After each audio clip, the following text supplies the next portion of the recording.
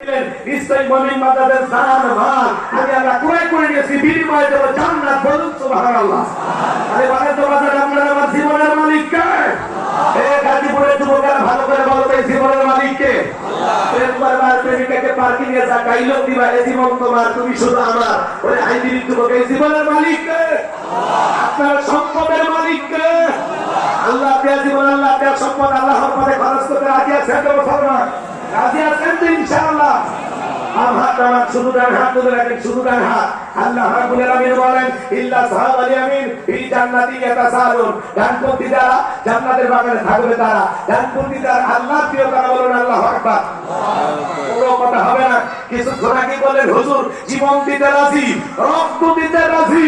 আপাতত জীবন রক্ত দুইটার কোনোটাই দেয়া লাগবে না। যার হাতটা পকেটের ভিতর ঢুকে দিয়েছে যা পারেন যতটুকু পারেন আল্লাহর মসজিদের জন্য, মাদ্রাসার জন্য প্রাণ ভরে দান করবেন।